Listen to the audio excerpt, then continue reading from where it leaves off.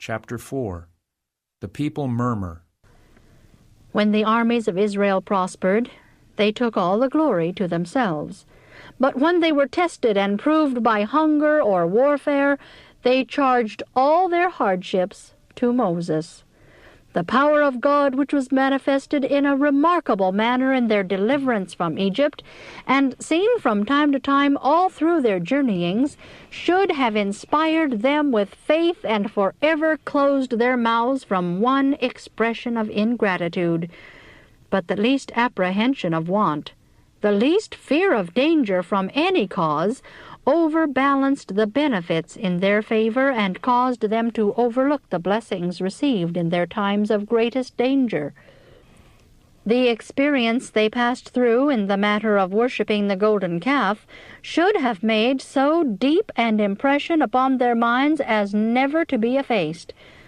But although the marks of God's displeasure were fresh before them in their broken ranks and missing numbers because of their repeated offenses against the angel who was leading them, they did not take these lessons to heart, and by faithful obedience redeemed their past failure. And again they were overcome by the temptations of Satan. The best efforts of the meekest man upon the earth could not quell their insubordination. The unselfish interest of Moses was rewarded with jealousy, suspicion, and calumny. His humble shepherd's life was far more peaceful and happy than his present position as pastor of that vast congregation of turbulent spirits. Their unreasonable jealousies were more difficult to manage than the fierce wolves of the wilderness. But Moses dared not choose his own course and do as best pleased himself. He had left the shepherd's crook at God's command, and in its place had received a rod of power. He dared not lay down this scepter and resign his position till God should dismiss him. It is Satan's work to tempt minds. He will insinuate his wily suggestions and stir up doubting, questioning, unbelief, and distrust of the words and acts of the one who stands under responsibilities and who is seeking to carry out the mind of God in his labors. It is the special purpose of Satan to pour upon and around the servants of God's choice troubles, perplexities, and opposition, so that they will be hindered in their work and, if possible, discouraged.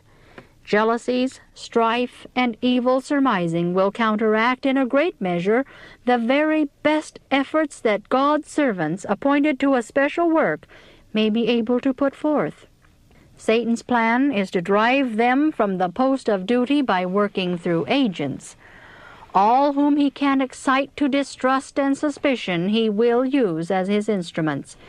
The position of Moses in carrying the burdens that he bore for the Israel of God was not appreciated. There is in the nature of man, when not under the direct influence of the Spirit of God, a disposition to envy, jealousy, and cruel distrust, which, if not subdued, will lead to a desire to undermine and tear down others, while selfish spirits will seek to build themselves up upon their ruins.